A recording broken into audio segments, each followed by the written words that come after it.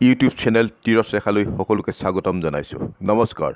আমি প্ৰকৃতি প্ৰদত্ত ঔষধি দ্ৰব্যৰ গৱেষক তথা আধ্যাত্মিক সাধক ৰাতুল বৰুৱা। সুধীবৃন্দক কৰজোৰে আহ্বান জনাইছোঁ যাতে তীৰথ ৰেখা চেনেলৰ ভিডিঅ'বোৰ লাইক আৰু আগ্ৰহীজনলৈ শ্বেয়াৰ কৰি আমাৰ মনোবল বৃদ্ধি কৰে। আমাৰ ব্যক্তিগত যোগাযোগ নম্বৰ হ'ল 9395539711। বন্ধুসকল, আমি সকলোৱে কম বেছি পৰিমাণে অমিতা খাওঁ।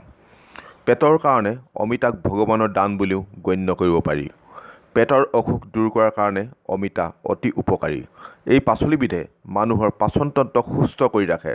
খাদ্যৰ অৰুচি, অনিদ্ৰা, মূৰৰ বিষ, পেট চলা আদি ৰোগৰ বাবে অমিতাৰ ৰস অতি লাগতিয়াল।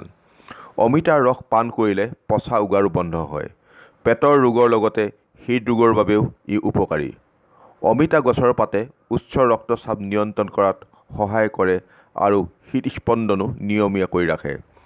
অমিতাত vitamin A, B, D, protein, calcium, লৌহ পদাৰ্থ আদি প্ৰচুৰ পৰিমাণে থাকে। এইবিধ পাচলিয়ে বীৰ্য বৃদ্ধি কৰে, মানসিক সমস্যা আৰু বাত বিষ আঁতৰ কৰে।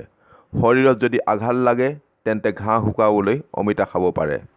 গহনি আৰু প্ৰস্ৰাৱ বেছি হোৱা দূৰ কৰাত অমিতাই গুৰুত্বপূৰ্ণ ভূমিকা পালন কৰে। কেঁচা অমিতাৰ গাখীৰ ছালত ঘঁহিলে ছালৰ ক্ষয় ৰোগ দূৰ হয়।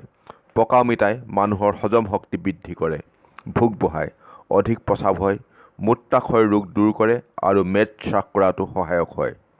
কাৰোবাৰ কফৰ সতে যদি তেজ ওলায় তেন্তে অমিতা খালে সুফল পায়। অমিতাৰ ভিতৰত পেপচিন নামৰ এবিধ পদাৰ্থ পোৱা যায়।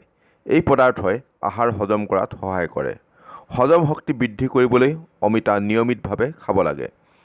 যিহেতু প্ৰতিটো ৰোগৰে প্ৰধান কাৰণ মানুহৰ পেট ভালেৰে নথকাটো, সেয়েহে অমিতা সঘনাই খোৱাটো বাঞ্ছনীয়। ফলত মানুহৰ শৰীৰৰ ওজনো হ্ৰাস পাব। বহু সৌন্দৰ্য বিশেষজ্ঞই ফেচপেকৰ বাবেও অমিতা ব্যৱহাৰ কৰে, কিয়নো অমিতাই শৰীৰতন্ত্ৰক শীতলতা প্ৰদান কৰে। মানুহৰ চকুৰ তলৰ ছাল ক'লা পৰিলে অমিতা খালে ভাল হয়। মুখৰ শালমন গুচাবলৈ কেঁচা অমিতা ব্যৱহাৰ কৰিব পাৰি। ইয়াৰ উপৰিও কেঁচা অমিতাৰ আঞ্জা খালে স্মৃতিশক্তি বৃদ্ধি পায়। অমিতাৰ ৰস পান কৰিলে যৌন শক্তি বৃদ্ধি পায়।